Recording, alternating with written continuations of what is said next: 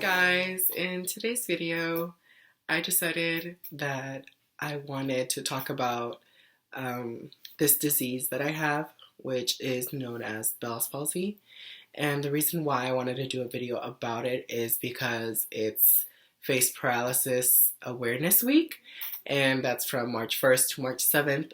And I decided, well, since I'm suffering from this and I've been with this for a year and a half now, I can voice my opinion and I can give some tips to people who are going through this and, just give some guidance and reassurance that yes, this is a disease and yes, it's a very sad time for all of us who have gone through this, but many have survived and there are Bell's palsy survivors everywhere, and hopefully one day us who are suffering still currently with this can one day say that we are a Bell's palsy survivor. So now many of you are like, what the fuck? Like, what disease is this bitch talking about? Like, like facial paralysis? You don't even look like you have facial paralysis. And well, oh, sorry. Just side note, my hair's up in a ponytail, so I don't look weird. I don't know. This hair looks weird. Whatever. But, Bell's palsy, what it is, it's a slight weakness or a paralysis to only one side of the face. So basically what happened is that the cranial nerve, you have cranial nerves, the seventh one just stops like delivering the nerve signals.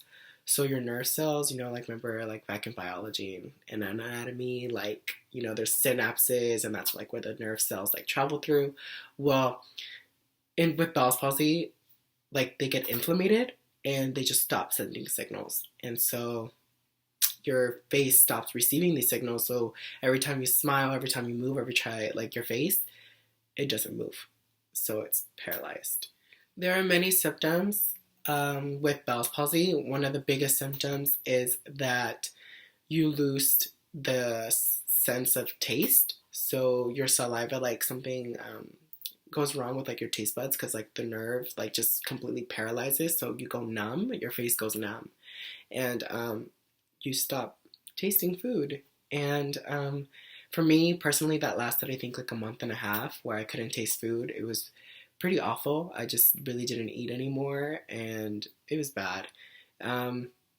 Also another one is that your eye doesn't close all the way, depending on what side. It doesn't matter, but your eye usually doesn't close all the way.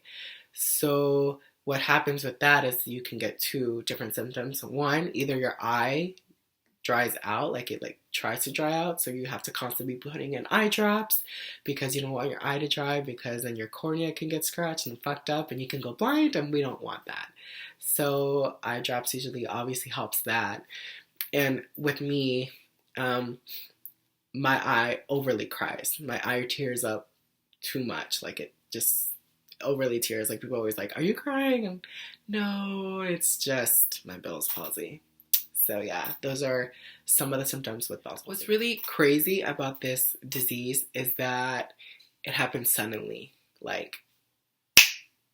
and it usually happens overnight, and that's when it happened for me. I was sleeping, and I woke up and I took a shower. I went straight into the shower, and I was scrubbing my face, and for some reason, I was using my face wash, and for some reason, I couldn't feel the microbeads, and I was like, what the hell? Like, what's going on? And I was just like, I ran like out of the shower in a panic, and I looked at my face, and usually what people usually think what has happened is that they had a stroke because half of your face just droops, and that's what I thought I had. I thought I had a stroke, and I started crying, and I FaceTimed my best friend, and I told her, what do I do? What can I do? And she was like, just go straight to the hospital, just go straight to the hospital. And I didn't. Me, like a good student that I am, I went to class instead. And I was very scared because I was like, what if I did have a stroke? Like, what's going on with my body? Like, why is this happening? Like, what did I do? And I ended up going to the health center after that class. And they diagnosed me there, and she told me, my doctor was like, you have Bell's palsy. And at that moment, my heart sank because it was very sad. The fact that I didn't want to believe it. Like, I was like very scared. I was like, I didn't want it to be a thing.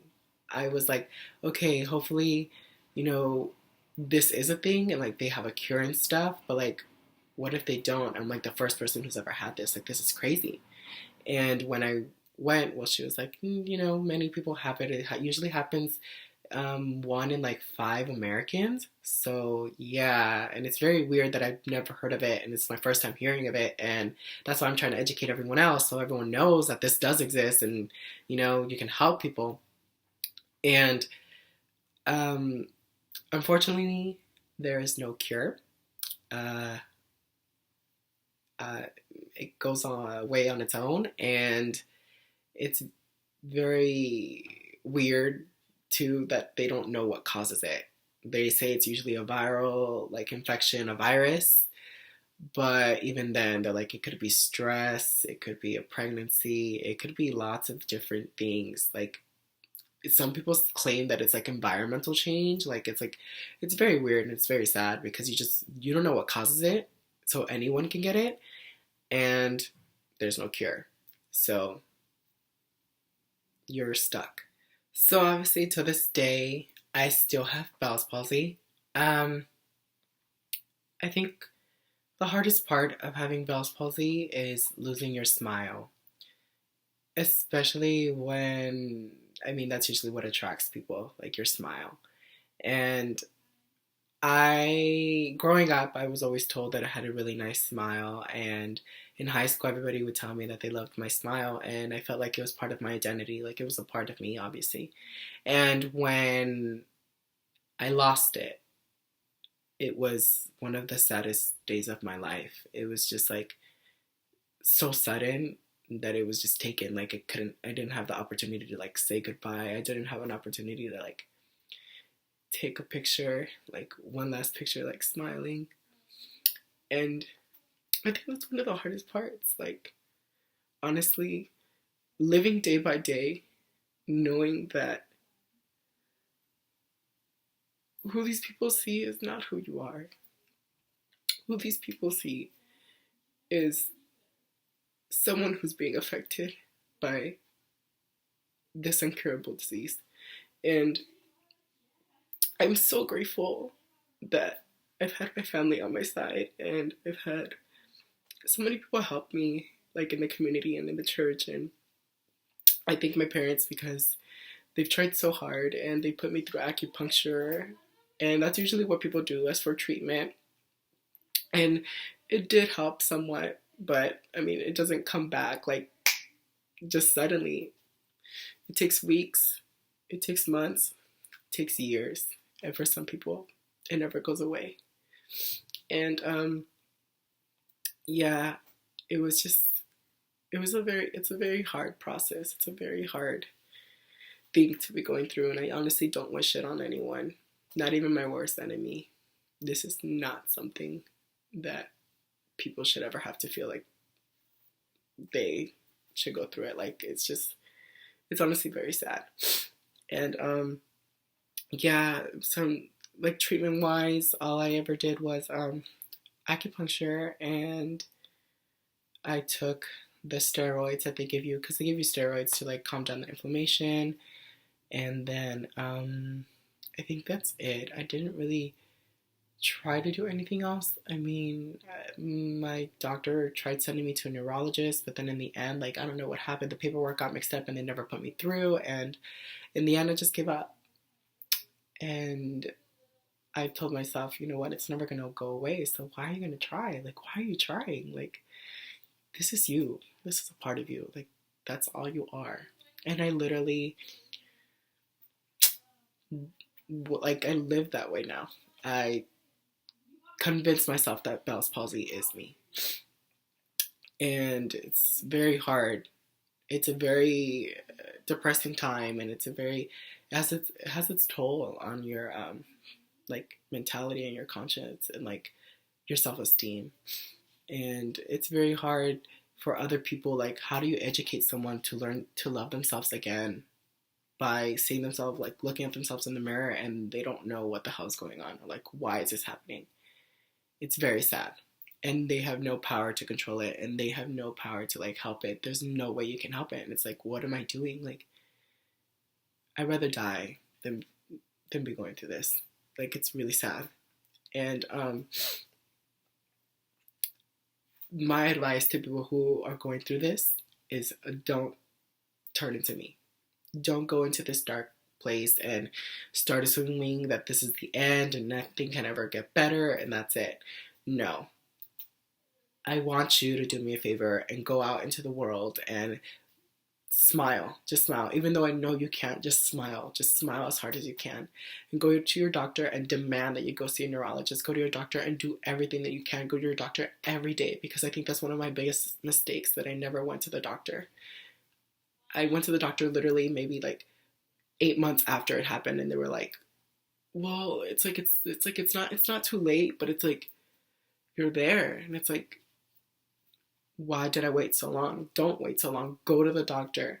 And then also, my tip to you guys in like helping it, my sister usually massages my face, and something that really did help when she massages is because your face is so like numb, and then after it's numb, it hurts because it's sore. Your muscles are sore because your muscles don't move, so your muscles are like, what do I do?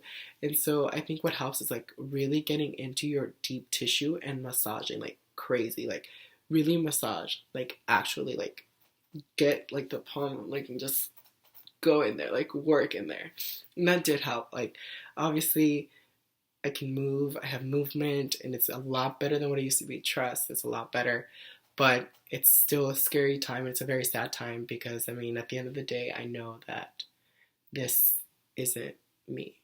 So I apologize for getting emotional. That's not what I wanted to make this about. I didn't want to get emotional. I just wanted to express my feelings with it and kind of explain what it is and, you know, give you guys the heads up that this is what I'm going through.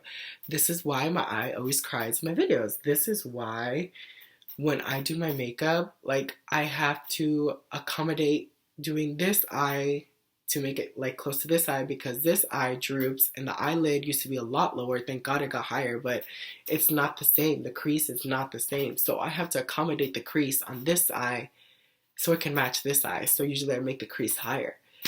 And yeah, I just wanted to bring this into awareness. I wanted to people know that this does exist, that this is a thing, and to hopefully help you guys help me help others. And, you know, if you can do me a favor, post a picture of like you wearing a blue shirt, wearing blue, it's usually a blue ribbon, and like hashtag facial paralysis awareness, and, you know, hashtag Bell's palsy sucks, and go on Instagram. We like, there's like a whole little cute little like society that we're going through. I mean, it's not cute, but because it's sad, but I mean, we still support each other, and we need a lot of support from our friends and family, because it's like, what do we do?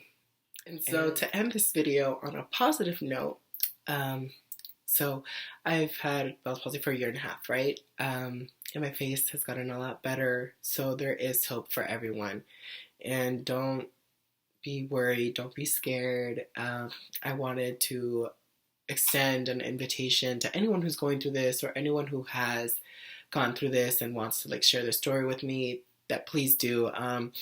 If you can, if you're watching this and you're going through this, please comment, you know, the month when it started and how long you've had it. And if you are a survivor, please comment that as well. And if you're going through this, don't be afraid to go onto my Instagram and DM me, or like, I don't know, I'll probably like post my email or something like that. And so we can keep in contact, and I can support you, and I can help you and give you some guidance on what to do, because I know this is very hard for all of us, and we don't know what to do, and usually it's very scary because no one knows what to do. So if anything, yeah, let's just stay positive. Let's be happy that we have another day to live, and that God gave us, you know, life, that we're here on earth and we're here to make a change. And so thank you for watching this video, and thank you for supporting me. So until next time. Bye and stay fierce.